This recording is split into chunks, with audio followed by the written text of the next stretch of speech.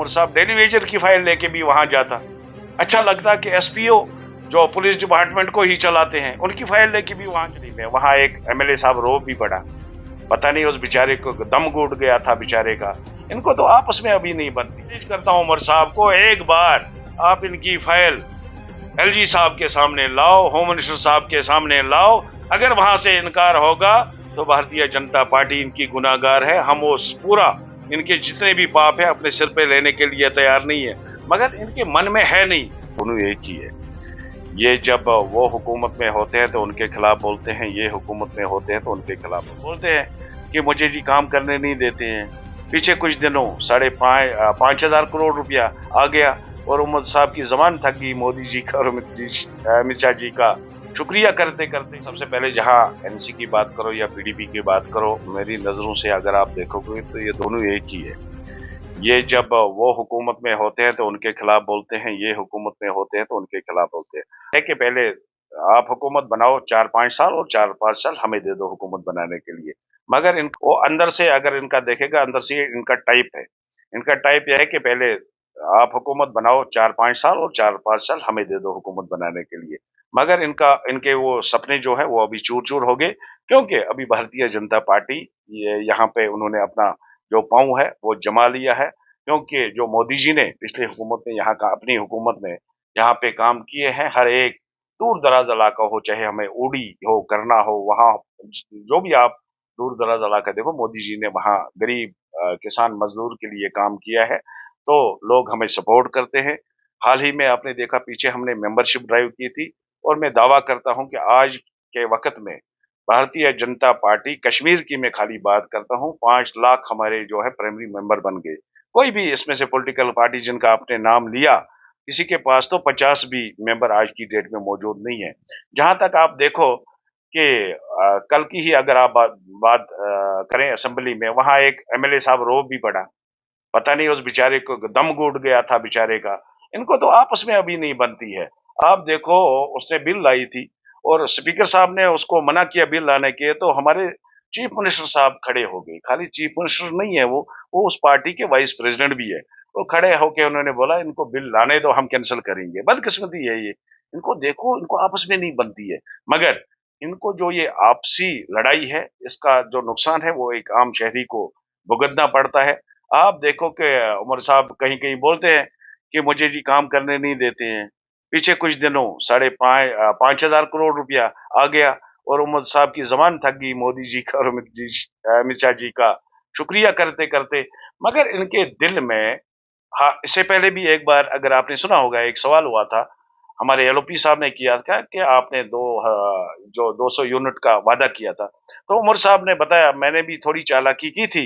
मुझे पता था कि मोदी जी की स्कीम है सोलर लगा के इनको बिजली देने की, तो मैंने थोड़ा चालाकी करके उसको फायदा लेने की कोशिश की थी। मैंने ये वादा नहीं किया था लोगों के साथ कि जो पानी से बनने वाली बिजली है मैं वो दूंगा, जो विंड से बिजली बनने वाली है मैं वो दूंगा। तो बदकिस्मती है, इनको इनके खून में झूठ है, इनके खून में ही गंदगी है। ये कभी खाली ये हुकूमत बनाते हैं अपने लिए, अपने ऐश आराम के लिए।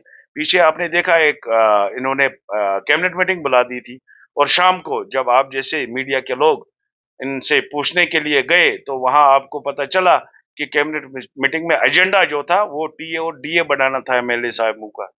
तो उमर साहब की बात करो, एक हारा हुआ बंदा जिसने इलेक्शन हारा, उसकी फाइल लेके हमारे दिल्ली पहुंच गया होम मिनिस्टर साहब के पास, और वहां से उसको खाली एमएलए का दर्जा नहीं, कैबिनेट मिनिस्टर का दर्जा उसको वहां से मिला। क्या अच्छा लगता कि अगर उमर साहब डेली वेजर की फाइल लेके भी वहां जाता। अच्छा लगता कि एसपीओ जो पुलिस डिपार्टमेंट को ही चलाते हैं उनकी फाइल लेके भी वहां जाता। अगर वहां से उनको इनकार होता तो जवाबदार हम हैं, क्योंकि हम उस पार्टी के नुमाइंदे यहाँ पे हैं। हमने बार बार उमर साहब से ये पूछा। देखो बदकिस्मती है, इन्होंने तो आज भी ये असेंबली में बार बार बोलते हैं कि हम इनको जो है रेगुलर करेंगे, मगर हम पूछते हैं, हमारी पार्टी पूछती है क्योंकि हम अपोजिशन में है, कि इसका कोई रोड मैप तो आप बताओ, इस साल में आप क्या कर रहे हो।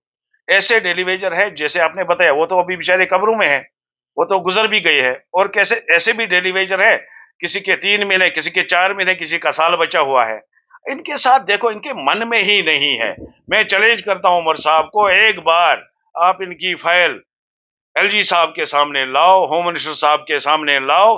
अगर वहां से इनकार होगा तो भारतीय जनता पार्टी इनकी गुनाहगार है। हम वो पूरा इनके जितने भी पाप है अपने सिर पे लेने के लिए तैयार नहीं है, मगर इनके मन में है नहीं। जैसे मैंने बात की, 500 करोड़ रुपया अभी इनको एक्स्ट्रा मिला, जो इन्होंने मांगा। आज तक मुझे बताओ, पीछे बाढ़ आई, 1340 करोड़ रुपया इनको मिला। दिल्ली वाले कब रोकते हैं इनको? मगर इनको काम करने का मन में शौक ही नहीं है। ये चाहते नहीं है कि यहाँ गरीब को कोई फायदा मिले, ये चाहते नहीं है बेरोजगार को यहाँ रोजगार मिले, ये चाहते नहीं है कि यहाँ अमन सुकून को ये देखना ही नहीं चाहते हैं। क्योंकि ये चाहते थे हम एमएलए बने 200 वोट से, एमएलए बने 1000 वोट से। ये तो हमें बददुआएं करते, ये बीजेपी वाले आए, इन्होंने लोगों को सियासत सिखा दी। यहाँ आज घर घर सियासत है। आज अगर कोई वोट डालता है तो वो सोचता है आगे अब वोट डालेगा तो उमर साहब बोलेगा वहां, अब टोपी उतार के टूप वूप नहीं चलेगा, अब उसको काम करना पड़ेगा, उसको दिखाना पड़ेगा कि आपने हमारे साथ वादे किए, कहाँ गए वो वादे, कहाँ गई बिजली, कहाँ गए गैस सिलेंडर, कहाँ गई हमारी नौकरियां। और आपने असेंबली में एक बहुत बड़ी बात देखी, अभी हमारे सामने आई, 24 लाख नौकरियां आउटसोर्स कर दी। ये पढ़ा लिखा नौजवान कहाँ जाएगा, जो बेचारा फार्म भरता है? और करोड़ों रुपया आपने सुना वो भी, कि जो एक नौजवान नौकरी के लिए फार्म के लिए फी भरता है, वो इन्होंने खाया। इनका इनके दिमाग में है कि कश्मीरी को कैसे हम मारें, उसका खून कैसे हम चूसें। इनकी सियासत यही रही है। मगर मुझे पूरी उम्मीद है कि आज दिल्ली में एक मजबूत सरकार है और गरीबों की सरकार है। वो जरूर इंशाल्लाह ये जो दिक्कतें हम हमारे साथ हो रही है, कश्मीर के साथ हो रही है, जरूर इंशाल्लाह हल हो जाएगी।